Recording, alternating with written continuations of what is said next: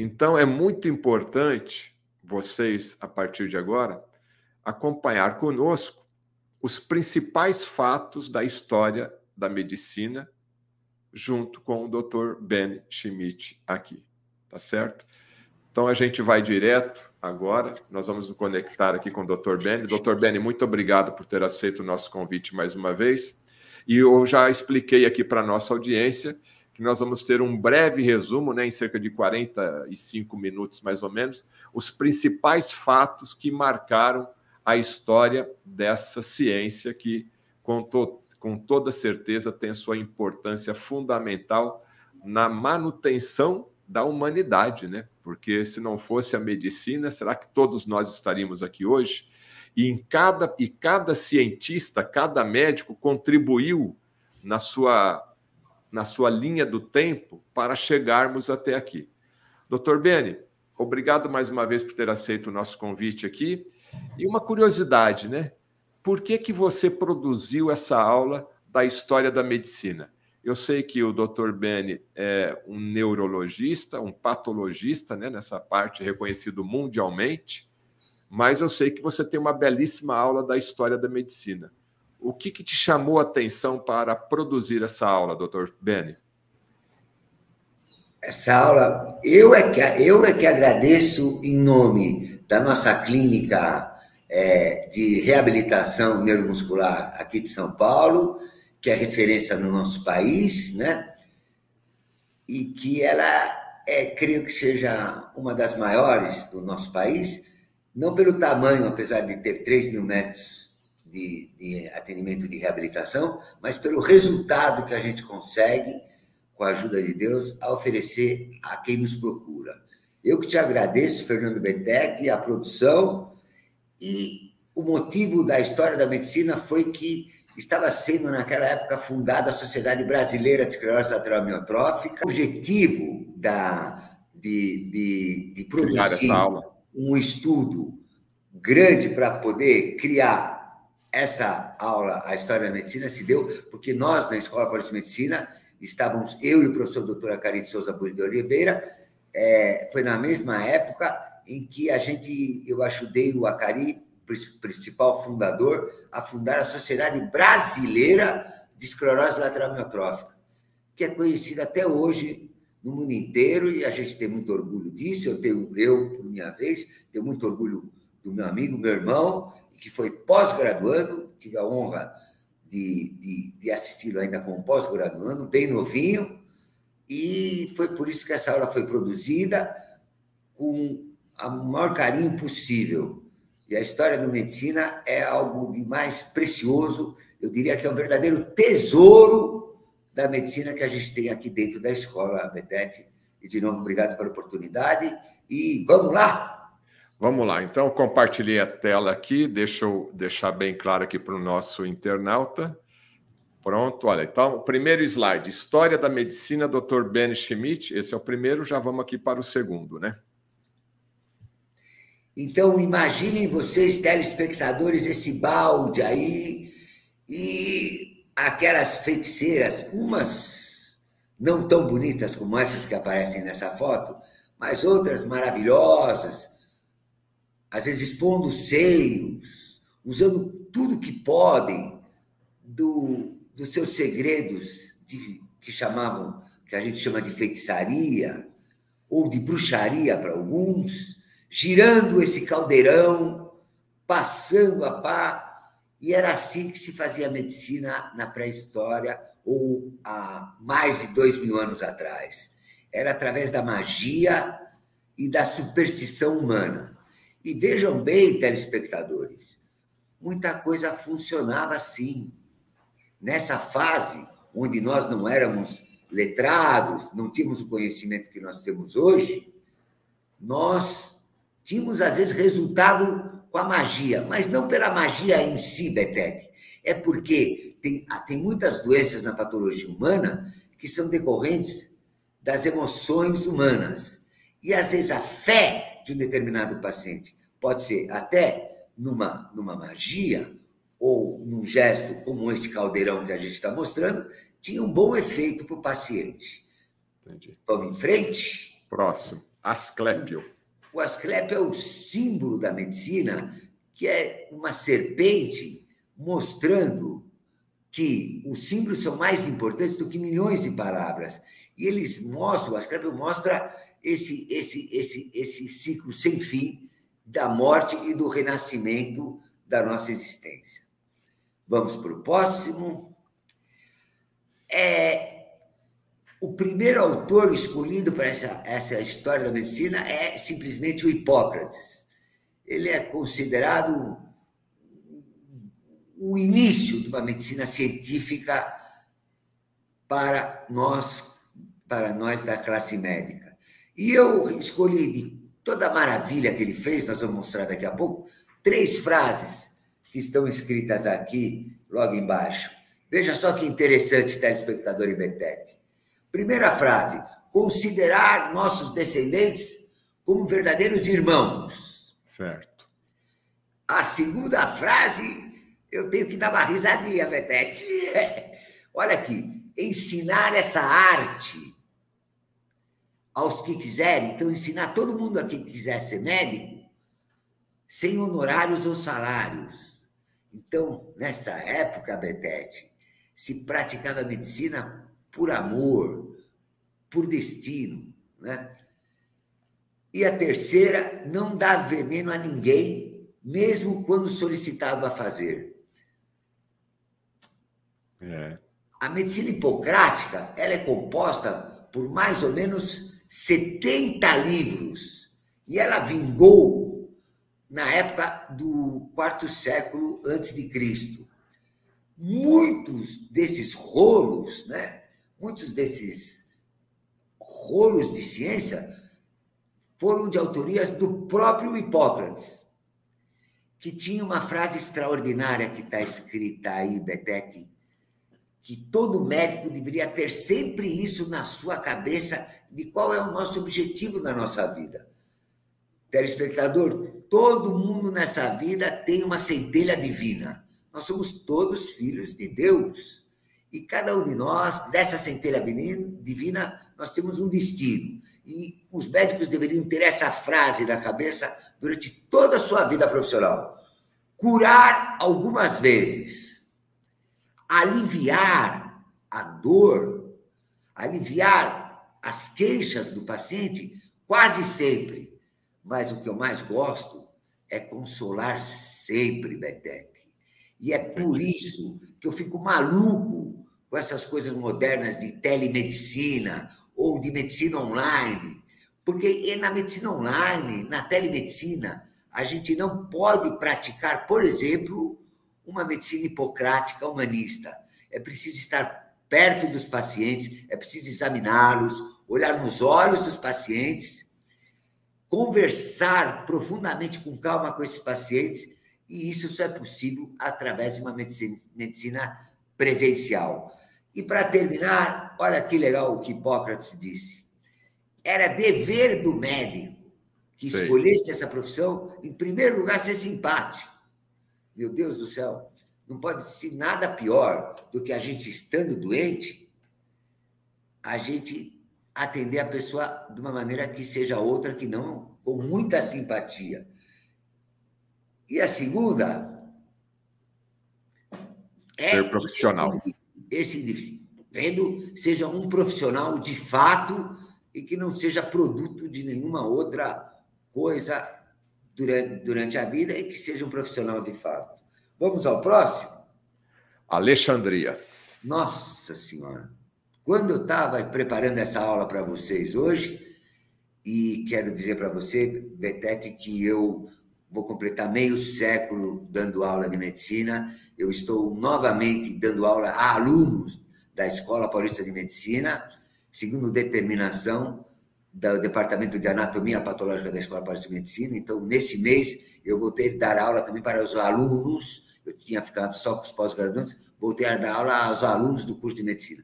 E quando eu vejo esse slide, quando eu preparei esse slide para vocês, Alexandria talvez não, foi de verdade. É o maior tesouro de sabedoria da humanidade criou, Betete. Aqui tinham Pode passar o próximo, por favor? Aqui tinham rolos e rolos de sabedoria, né? Rolos e... vamos voltar para Alexandria? Desculpa. Tinham rolos e rolos de sabedoria e que, infelizmente, foram destruídos na época romana e que se perdeu para sempre. Próximo aqui? O próximo... Alexandre Magno? O do Alexandre Magno, a gente pode ver embaixo escrito que, olha aqui, a Biblioteca da Alexandria continha pelo menos 1 ou 2 milhões de rolos de sabedoria, né? E tudo pegou fogo. Tudo pegou fogo e foi perdido para sempre. O Alexandre Magno é colocado na história da medicina principalmente porque ele acabou morrendo de malária aos 33 anos, e mais a malária foi epidêmica, e eu sempre fico muito impressionado com esse homem, viu, Betete? Eu não paro de correr, a vida inteira passei correndo, acho que desde que eu nasci, minha mãe deve ter dito que eu ia viver correndo. Mas o que esse homem fez com 33 anos de vida? Ele simplesmente conquistou o mundo inteiro em 3 décadas de vida, e ele faz parte da história da medicina de outra maneira que nós vamos ver durante a aula também por quê. Vamos para o próximo, Fernando. Queda dos Ptolomeus. A queda dos Ptolomeus, ela coincide com isso que a gente falou, com a queimada da maior biblioteca da Terra que já existiu na Terra. E que não é o Google, viu, Betete? Então, isso é mais um sinal para vocês, jovens médicos, não escolherem o Google como fonte de referência nem para tratar de seus doentes e muito menos para estudar medicina. Medicina se estuda numa escola de medicina e não no Google. Agora, Galeno, século II. No século II, a gente entra no momento da história da medicina onde se acreditava que todas as doenças se originavam desses 4 fleugmas, desses 4 humores que existem no corpo humano. O sangue, a fleuma, a bile negra e a bile amarela, que simbolizam o quente, o frio, o seco e o úmido. O colérico, o fleumático, o sanguíneo, isso determinava também a personalidade dessas pessoas, as fases da lua. Existia um segredo nesse número 4, né? As 4 bases do DNA, as 4 fases da Lua, o inconsciente coletivo também tem o número 4, e, para a gente resumir rapidamente, os principais tratamentos dessa época de Galeno eram a sangria, os purgativos, os eméticos, né, que faziam as pessoas vomitar, e os clísteres.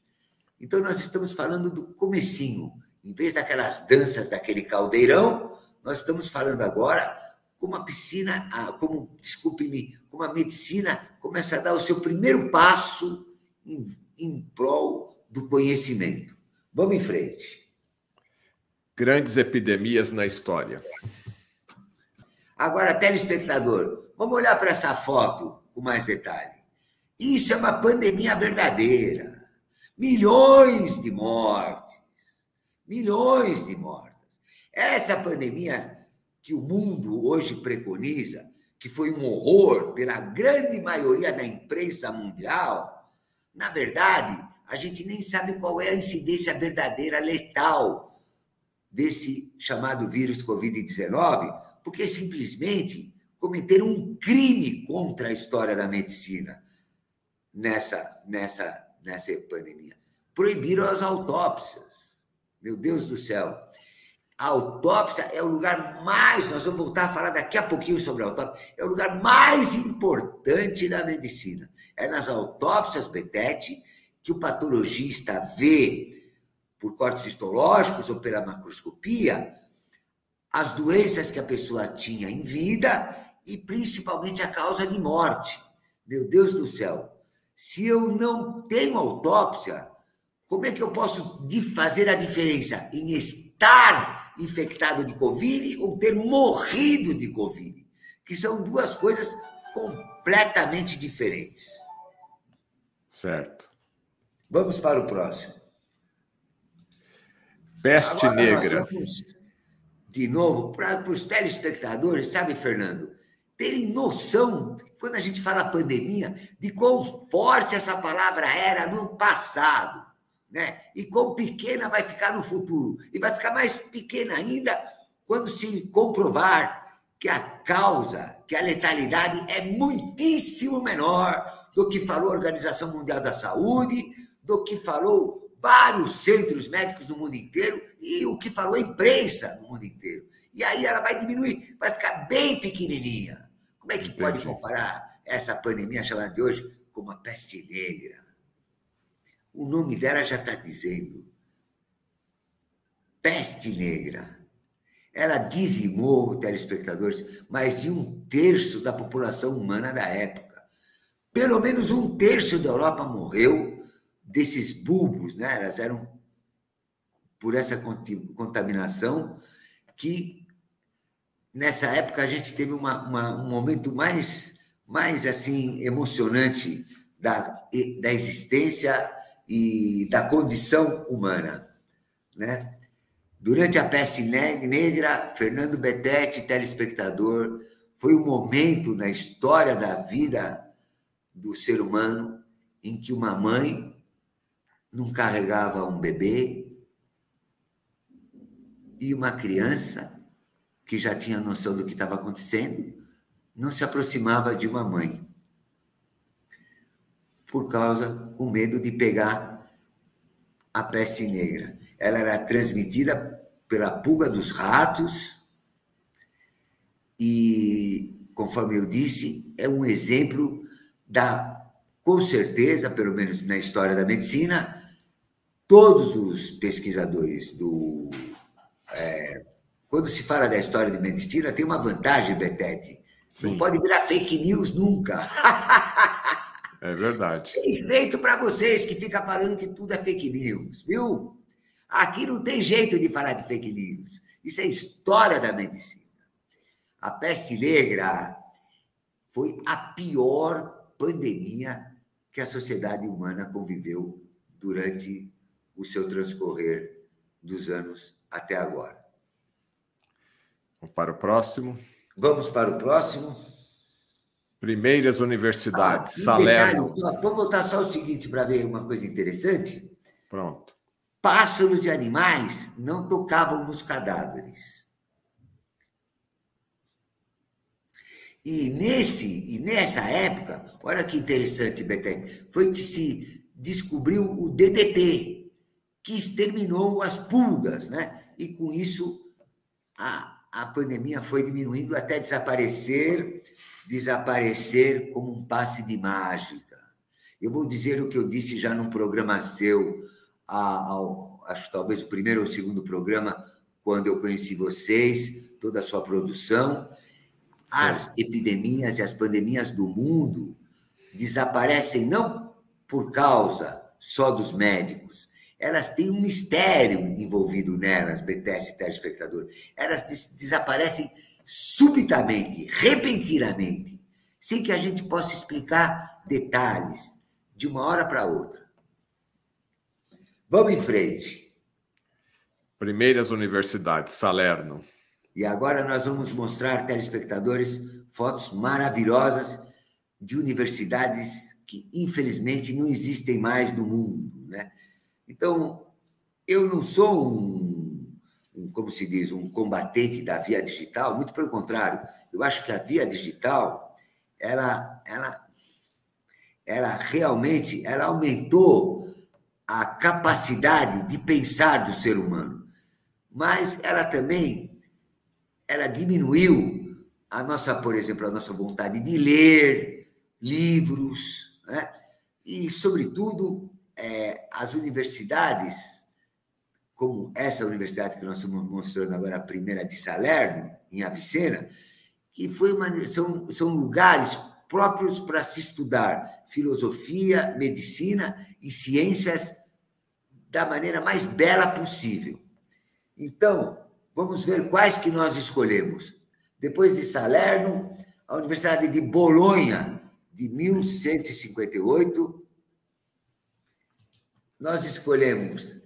Aqui foi uma escola, Betete, foi um acaso, eu não escolhi porque eu estudei em Montpellier, mas aqui tem a Faculdade de Montpellier, tem a Faculdade de Marselha, e foi onde eu realizei o meu mestrado. Foi o meu primeiro bom, na minha humilde opinião, bom trabalho científico, que eu tive oportunidade de concretizar. A Faculdade de Montpellier, situada na França, no sul da França. O Paris. A outra faculdade também foi uma coincidência. Também tive a oportunidade de trabalhar na Hôpital de la Salpêtrière e na Universidade de Paris. Aqui nós já estamos em 1215. E como neurologista que sou, quero dizer que ninguém conseguiu ser maior na história da medicina do que os neurologistas franceses. E até hoje, telespectador e Fernando Betete, tudo que eu aprendi na Salpêtrière com um autor chamado, e no INSERM de Paris, chamado Michel Fardot, e lá em Montpellier com Jean-François Pellissier, eu utilizo até hoje no tratamento dos meus pacientes aqui, tanto na clínica, como fazia o mesmo na Escola Paulista de Medicina. Porque o neurologista francês foi o melhor neurologista do mundo durante várias décadas, muitas décadas. Então, eu não poderia deixar de citar a Universidade de Paris como uma das grandes universidades que nós tivemos. Cambridge dispensa qualquer comentário nosso. Depois nós escolhemos Pádua. Eu diria, eu tive a oportunidade de dar aula de medicina em Catanzaro durante uma época da minha vida. Nós estamos falando em 1982, 83, e vou dizer para vocês que eu guardo até hoje essa ideia. Como os italianos são inteligentes. Oxford. Gente inteligente. São pessoas muito inteligentes. Eu fiquei muito impressionado com os alunos italianos que eu tive a oportunidade de ter, né? Queria mandar um grande abraço a tutti gli italiani, porque eles realmente são inteligentes. Talvez, telespectador, depois dos franceses, os extraordinários, maiores neurologistas que houve na história da medicina, tenham sido os italianos. E queria aproveitar aqui, se me permite, Betete, mandar um abraço a um amigo em especial, Humberto Agulha, um epileptólogo que está vivo, que eu sei, por causa do Google. Para alguma coisa o Google é bom. Por exemplo, eu só sei porque ele está vivo por causa do Google. Então, a você, Humberto Agulha, o meu abraço sincero do seu grande amigo. E vamos em frente. Oxford, 1229. Em frente. Nós somos para trás, né? Não, Oxford é a última, né? Oxford é a última. E depois de Oxford? Atrocidades da História da Medicina. Atrocidades da História da Medicina. Só um minutinho para eu me encontrar com você. É depois das fotos das universidades. É o slide 19. É o slide 19. Eu escolhi esse slide porque, como eu tenho uma religião e como eu costumo ir à sinagoga, muitas vezes por mês, eu acho que achei um motivo do ser humano ter tanta necessidade de rezar, Fernando Betete. Se vocês, telespectadores, pararem para pensar um pouco, por que será que o ser humano tem tanta vontade de rezar? E para quem estuda a história da medicina, eu acredito que deve ser por isso. Porque dentro da história da medicina a gente tem essas atrocidades, como a vivissecção de animais. Vivissecção de animais é cortar um animal, ele vivo. Vivissecção de humanos foi praticado para adquirirem corpos na Inglaterra em 1828. Esse homem aí, o Bork, está descrito que ele matou 16 pessoas. Seu corpo foi dissecado publicamente por um autor chamado Mundo, que depois recebeu um nome de um furinho no cérebro de forame de mundo, em 1829. E não poderia deixar de dizer, dentre as atrocidades da história da medicina, o que foi o Holocausto, né? A gente nunca vai poder se esquecer do Holocausto, porque o Holocausto foi a maior atrocidade da história da medicina, disparadamente. Os meus descendentes mais antigos, meus avós, relataram coisas realmente que eu não quero manchar essa palestra em primeira mão que eu estou dando para o meu amigo e a vocês, telespectadores, com absolutamente nenhuma descrição do que foi o Holocausto, mas ele é muito bem divulgado nos livros no mundo inteiro. Tá bom. Quem sabe, então, para terminar, a gente, telespectador, não sinta vontade de rezar para pedir perdão para os pecados que o ser humano cometeu nesses 2000 anos. Perdão, por exemplo, a toda essa chacina que ocorreu, por exemplo, no Holocausto. Tá bom. E vamos em frente, Fernando. Doutor Beni, então já foram 30 minutos, é o número 2, né? Então vamos passar... Autores da beleza da medicina. Os grandes nomes escolhidos para participar dessa aula. Primeiro nome, o William Harvey, 1578, 1557, ele descobriu a circulação do sangue, né?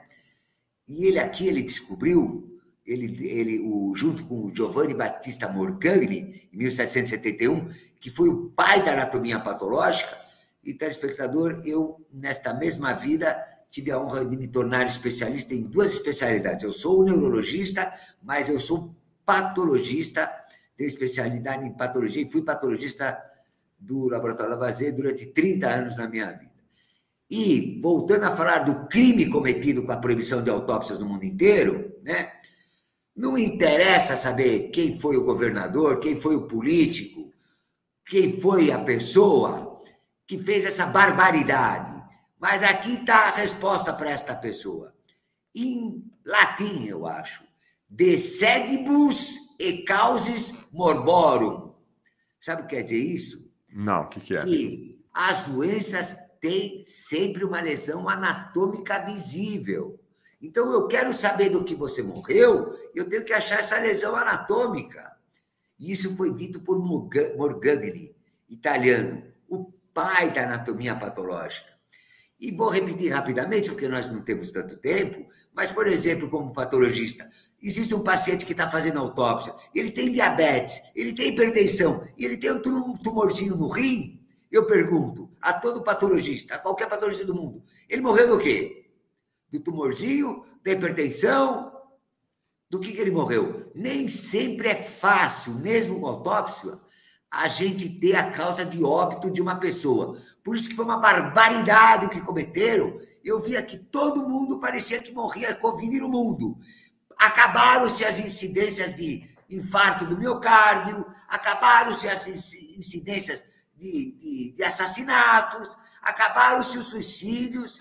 Então, vocês vão ver como essa pandemia de hoje vai diminuir com o passar do tempo, porque vocês vão conhecer, todos vocês, telespectadores, aliás, o mundo inteiro vai conhecer qual é a real taxa de letalidade do Covid. As lesões anatômicas correspondem às doenças. Esse homem descreveu algumas doenças, entre elas a tetralogia de Fallot e a estenose pulmonar. E vamos em frente, Betete. Ambroisier? Ambroise Paré. Ambroise. Ou a gente lê A. Então, Ambroise Paré. É o pai da cirurgia moderna. Betete, vamos ver se você gostaria de ter conhecido esse aí. Sabe o que as pessoas faziam quando as pessoas eram queimadas a bala ou eram feridas com uma espada, por exemplo, produzindo imensa dor? O que se fazia naquela época antiga? Queimava com ferro quente ou com brasão. Então, esse cara tem que estar na nossa aula, né, Betete? Ele simplesmente descobriu ou se deu conta, de uma hora para outra, iluminado por Deus, com toda certeza, de ligar os vasos sanguíneos, né?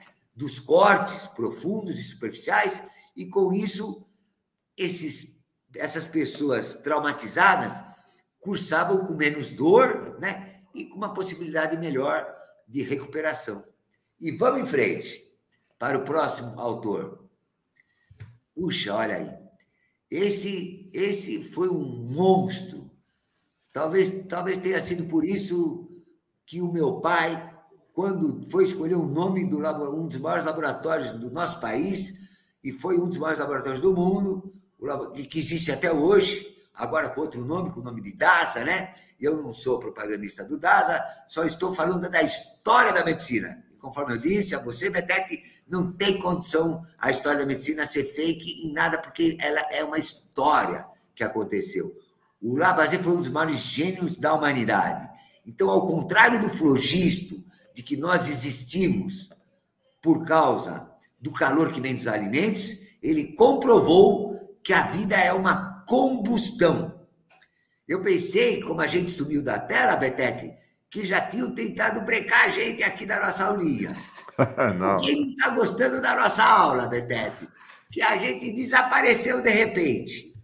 Mas vamos em frente. Enquanto, como a gente voltou, o Lavoisier, que descobriu que a vida é uma combustão e que o ar é vital para a existência da vida. E ele falou essa frase extraordinária que está aí no fim. Essa letra, telespectador, eu consigo ver sem olhar aqui do lado, porque ela é bem grandona. Vejam que coisa linda. Isso é para que todo cientista adquira humildade, para que todo médico arrogante e prepotente entenda de que perto de Deus ele não é nada, ele é um átomo. E tem que agradecer ao próprio Deus de ser um átomo. Na natureza, nada se ganha, nada se perde, tudo se transforma. Eu acho que isso é uma das coisas mais belas que eu já li, inclusive, em toda a minha vida. É a e essa frase é uma eterna. Grande verdade da história da medicina. Obrigado a você, Antoine Laurent Lavoisier. Puxa, se fosse possível te conhecer, eu escolheria você, sem dúvida nenhuma, para conhecer no meio de tanta gente maravilhosa da antiguidade. Obrigado, Antoine. Vamos em frente. Olha aí o que proibiram. Proibiram isso aí, Betete. Proibiram as salas de autópsia. Mas aqui, nesse caso, essa sala virou uma sala de autópsia depois. Foi aqui que foi realizada a primeira cirurgia com anestesia geral. Com anestesia geral. E o indivíduo que inventou esse anestésico, o indivíduo que inventou esse anestésico, ele não era nem médico, ele era um anestesista, porque antigamente, para se operar uma pessoa, se usava muito álcool, por exemplo, se sedava a pessoa com álcool, se usava o ópio, a mandrágora que está aí em cima do lado. Acho que essa mandrágora eu me lembro de alguma coisa, é do Harry Potter. Vai ver que estudaram essa fase da história da medicina até para utilizar a mandrágora num filme que fez todo sucesso, faz tanto sucesso, que eu acho maravilhoso, inclusive, até hoje, né, que é o seriado do Harry Potter. Alguém está citado na história da medicina, hipnose, né, bebidas alcoólicas, clorofórmio, mas halogenados. Esse usou os halogenados, que são o segredo, o grande segredo até hoje das anestesias. Com a anestesia, ficou mais fácil operar as pessoas, e por isso aumentou o número de pessoas que pudessem cursar com uma longevidade um pouco maior. E vamos em frente. Nossa, olha quem é o próximo. Só ele, Rudolf Virchow. Ele inaugura a terceira era da medicina. Foi aqui que a gente aprendeu que a gente é um conjunto de células. Ele disse que a célula é a menor parte do corpo humano viva.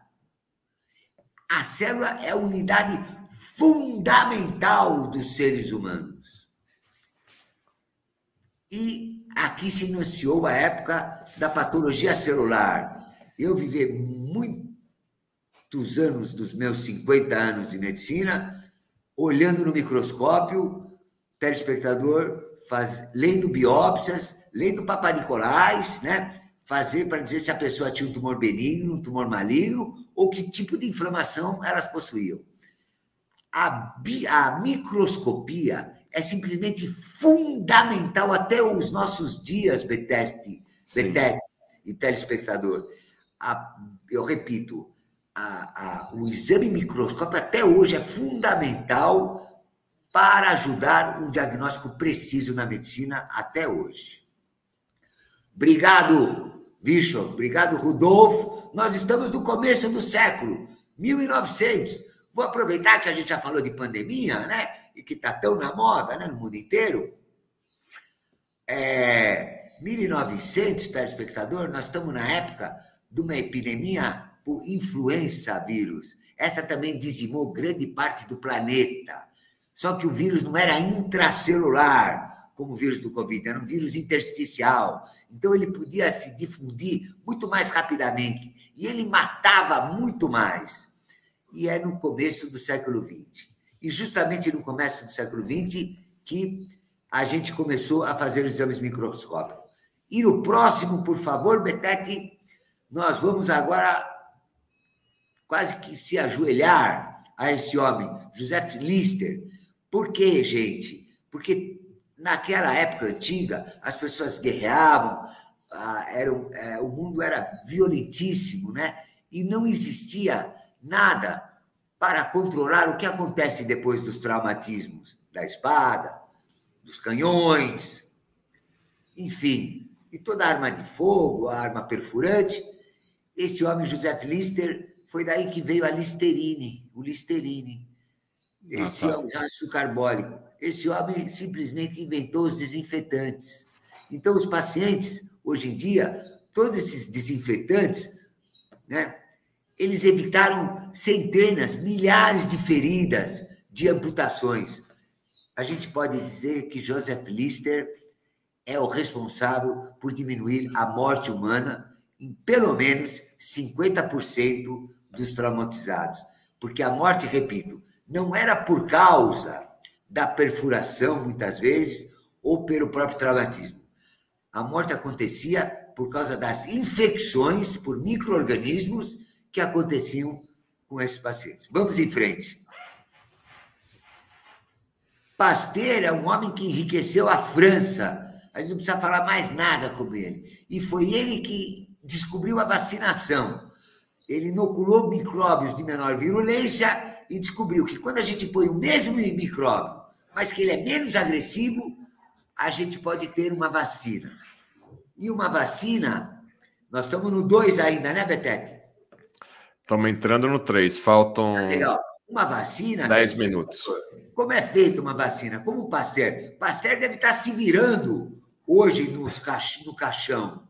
Deve estar se virando. Porque vacina, com protocolo, como tem que ser feita uma vacina? Uma vacina não pode ser feita como foi feito no mundo hoje, onde os humanos foram um experimento, uma vacina experimental. Uma vacina tem que ser primeiro inoculada numa cobaia, num hamster, num coelhinho, entenderam? Depois esse coelhinho é sacrificado, é feito corte histológico. Depois de 1, 2 anos, a gente vai ver quais são os efeitos colaterais dessa vacina, e é assim que uma vacina de verdade fica pronta. Infelizmente, só na tua era, monstro da medicina, Louis Pasteur. Vamos em frente. Obrigado, Pasteur. Robert Koch foi um dos fundadores da bacteriologia. Então, ele fundou todas as doenças que eram causadas por causa das bactérias. E para dizer, olha como é difícil, gente, eu volto a bater nessa tecla, olha como é difícil dizer do que uma pessoa morreu. Olha o número 1. Para dizer que uma pessoa morreu disso ou daquilo, olha aqui, número 1, o micro-organismo, a bactéria, tem que estar presente em todos os casos. O número 2, ele deve ser isolado em culturas puras, essa bactéria. E essa bactéria, ele tem que ser encontrada nas águas, nos alimentos e no vestuário. Então, é muito difícil a gente detectar e falar como cientificamente, corretamente, academicamente, que tal bactéria causou isso ou que tal bactéria me matou. Vamos em frente. Olha aqui slide para dar um pouquinho de risada, porque a aula de anatomia patológica, Betete, infelizmente, não é simpática, não faz ninguém dar risada, porque a gente fica mostrando só substratos anatomopatológicos, mas aqui a gente pode dar uma risadinha. Olha o que tem na mão da esposa de Wilhelm Conrad Röntgen, o inventor do raio-x. Ele descobriu um tipo de radiação que chamou de raio-x em 1895, que atravessa materiais como a carne, por exemplo, e pode ser demonstrado por impressão em filme fotográfico. E aqui a gente pode ver o anel no quarto dedo da esposa dele nesse slide. Obrigado, Wilhelm Conrad, você merece estar aqui junto com a gente. Vamos em frente. O Karl Landsteiner foi o homem que inventou os tipos de sangue, tipo A, tipo B, tipo C, depois viraram A e C, né? AC, e depois tipo O, AB, desculpe, tipo O, porque não se podiam fazer transfusões sanguíneas antes desse autor, de 1943. Vejam que as transfusões sanguíneas são modernas. Elas começaram só depois de 1943. Para o próximo, Betete, aqui, mais um extraordinário cientista que, na Primeira Guerra Mundial, descobriu uma substância bactericida numa placa de pétreo, Alexander Fleming. Esse homem simplesmente descobriu a penicilina e não ganhou o Prêmio Nobel de Medicina, para ver que os julgamentos humanos têm muito para melhorar, né? Não só na história da medicina, como em toda a vida, em toda a sociedade humana. A gente está precisando aprender a julgar melhor as pessoas. Sabe quem ganhou o Prêmio Nobel, telespectadores, com a penicilina? E Fernando Betete? Eu escrevi bem pequenininho aqui para ninguém conseguir ler. Foi Florence Chaim. Esses caras estão registrados na literatura como ganhadores do Prêmio Nobel. Por quê? Ao invés de Alexander Fleming, eles transformaram a penicilina num antibiótico e desenvolveram uma indústria farmacêutica que eu chamo uma indústria farmacêutica um pouco desviada da verdadeira origem e da verdadeira importância que ela deveria ter na saúde humana. Uma indústria farmacêutica que visa, em primeiro lugar, o capital. Obrigado, Alexander Fleming. O próximo, por favor. Podemos passar? Vamos pular o Max Taylor. E aqui, o último exemplo de uma pandemia horrorosa. Isso é uma pandemia, desfigurando a cara das pessoas pelo Vibrião Corello, pelo vírus da varíola, que matou 60 milhões de vítimas na Europa e que foi... Espera aí, eu vou te alcançar aqui do ladinho. Eu quero falar um pouquinho da varíola. A varíola foi trazida no Brasil pelos portugueses, vindas da Europa e da África, e logo na primeira epidemia do Brasil morreram 30 mil pessoas na Bahia, dezenas de tribos indígenas foram dizimadas. A Organização Mundial da Saúde declarou a erradicação da varíola no mundo com a inoculação da varíola bovina, que funcionava como uma vacinação e protegia as pessoas da varíola. Infelizmente, por falta de saneamento básico e por motivos que nós não temos tempo para falar, a varíola parece que voltou em alguns lugares do nosso planeta, infelizmente, e não faz parte da aula de hoje, de nós hoje, mas a varíola que nós estamos falando é muito diferente dessa que a mídia hoje está popularizando, a varíola dos macacos. Vamos em frente, Betete. Aqui a última era da medicina. James Watson e Francis Crick eram geneticistas e descreveram o DNA. Eles descreveram essas 4 bases que estão escritas aí. ATCG. Adenina, timina, citosina e guanina. É disso que os geneticistas descobriram que é feito todas as células de todo ser vivo. Essas 4 são as 4 bases do DNA. Mas eu, humildemente, quero dizer a vocês, geneticistas, agora, que eu, logicamente, quem sou eu? Um mediquinho aqui?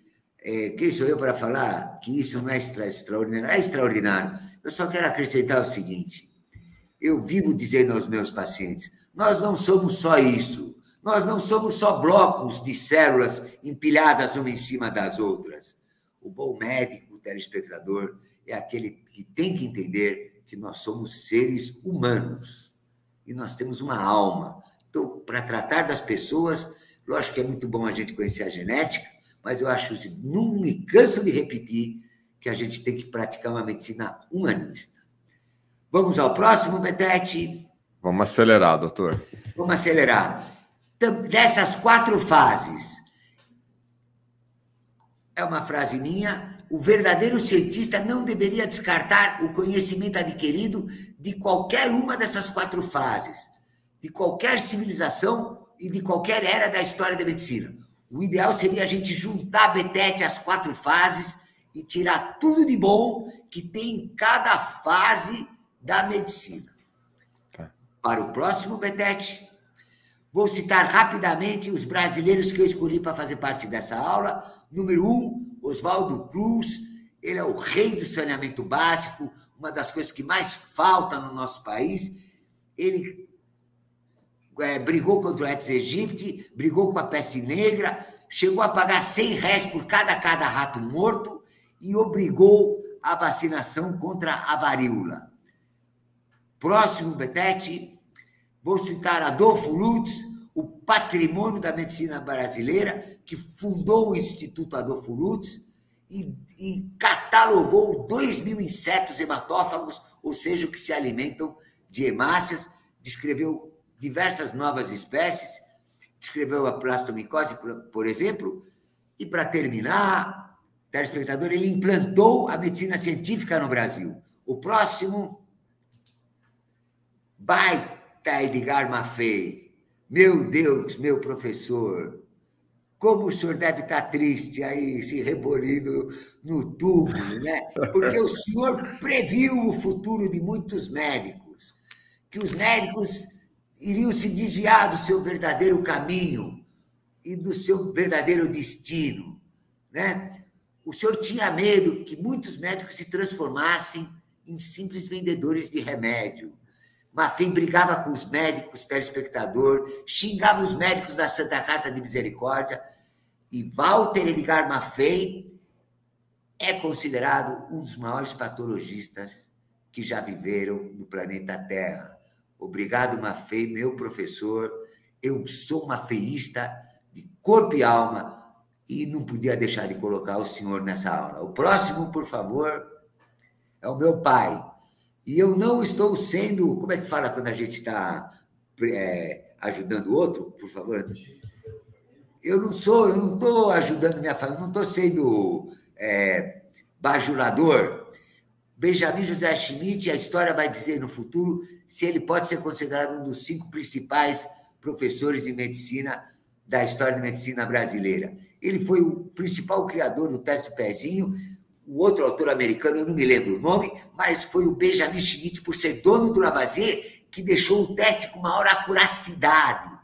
E Benjamin José Schmidt dizia para o filho dele, Ben Schmidt, para mim, filho, isso vai ter uma utilidade no mundo, não só para prevenir hipotireoidismo e a fenilalanina, vai salvar milhares de pessoas no mundo, mas, filho, um dia, toda criança que nascer vai ter o seu DNA descrito e feito por causa da coleta do sangue no pezinho.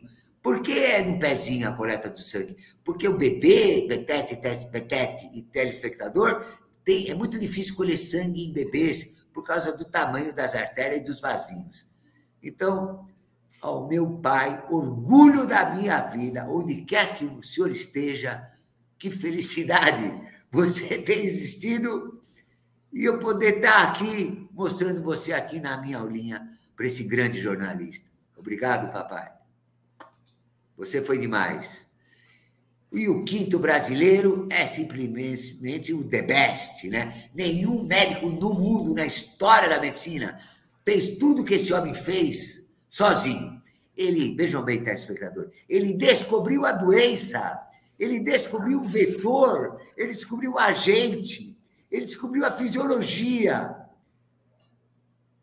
Ele criou as carreiras do médico sanitarista, enfermeiro, e também não ganhou o prêmio Nobel. Agora, eu não sei bem porquê, e sinceramente eu vou confessar a vocês, eu não gosto de dar nenhuma informação em que eu não esteja seguro que ela realmente tenha ocorrido. Mas está escrito aí que ele não ganhou o prêmio Nobel por preconceito, mas eu realmente não sei que tipo de preconceito que foi, mas, Carlos Chagas, você é um extraordinário nome do nosso país verde e amarelo, espetacular. Eu já disse numa outra entrevista, a Betete, que é bom viajar, é bom conhecer o mundo, mas eu, pessoalmente, o que eu gosto mesmo é voltar para o meu Brasil. Muito obrigado, Carlos Chagas. Vamos em frente. Ah, a foto da minha esposa, do meu amor. Porque agora eu tenho 30 segundos para falar do futuro da medicina. Vamos lá. E eu quero dizer o seguinte sobre o futuro da medicina. Os aparelhos de diagnóstico, os aparelhos de ressonância magnética, os aparelhos, a tramitação, a manipulação dos genes vão melhorar muitíssimo no futuro. Estão melhorando. Cirurgias bárbaras, como cortar o gradeado costal para operar uma caixa torácica, vão desaparecer. Nós vamos evoluir muito nessa parte cirúrgica. As cirurgias vão ser feitas por muitos robôs, vão ser muito mais precisas que a mão humana. Então, eu prevejo um futuro extraordinário para a medicina.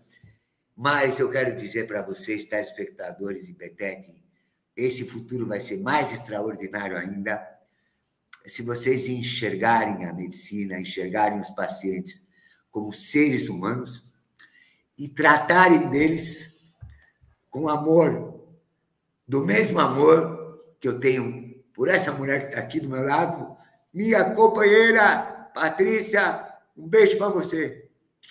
Obrigado por me acompanhar nessa vida até agora. É isso aí, Betete. Muito obrigado. Quem que está surfando aí? Sou eu, Betete. Nunca é tarde para a gente começar nada nessa vida. Eu comecei a surfar com 62 anos de idade e comecei a fazer um esqui mais violento depois dos 65 anos de idade. Aliás, a todo o teu telespectador, eu esqueci, sabe, a idade, né, Betete? Eu esqueci que eu estou falando com o teu telespectador, com o telespectador de Fernando Betete. Eu esqueci de perguntar uma coisa para vocês. Vou tirar o óculos. Vocês estão correndo às 7 horas da manhã, como a gente pediu para vocês? Vocês estão praticando esporte? Porque não existe nada na história da medicina, não existe nada na farmácia, nas vacinas, mais forte do que para manter a saúde de vocês, do que praticar esportes. Muito obrigado, Betete, por essa oportunidade insólita, um jornalista me deixar falar tudo o que eu quero, e eu fiquei muito feliz, e eu espero que você, telespectador, possa aproveitar algumas coisas do que foi passado aqui hoje para vocês. Sempre em frente. Muito obrigado, Fernando. Sempre em frente, foi uma verdadeira aula aqui, viajamos, né, praticamente 2000 anos da história da medicina e aprendemos fatos que realmente marcaram a história dessa ciência, que na verdade é um sacerdócio, né? O ser humano que escolhe a medicina, ele escolhe ser um sacerdote para ajudar o próximo. Sim, temos vários tipos de médicos, né? Inclusive, aprendi aqui na aula a palavra simpatia, né? Que hoje, infelizmente, você vai numa clínica ou vai num consultório, até mesmo no hospital ali, que ninguém quer ir num hospital, ninguém quer ir numa clínica, ninguém, né? E às vezes você encontra lá um médico com a cara totalmente fechada. Então, que vai o meu alerta, né, um profissional da área de jornalismo que trabalha há 30 anos com comunicação. Um sorriso, o estender as mãos já é metade da cura. Um sorriso, estender as mãos já é a metade da cura. E isso Parabéns. não custa absolutamente nada. Isso não custa absolutamente nada. O médico, né? A gente não tem culpa de ter que usar um plano de saúde. O povo, né? A gente não tem culpa, às vezes, de não ter dinheiro e escolher um médico, uma clínica muito mais capacitada, né? O doente não tem essa culpa. Eu sei que a vida e a rotina de um médico é extremamente estressante. Eu sei disso. Mas por você ter escolhido essa profissão, nunca se esqueça, né? De repente, ao início de cada dia de trabalho, leia o juramento que você fez quando você se formou.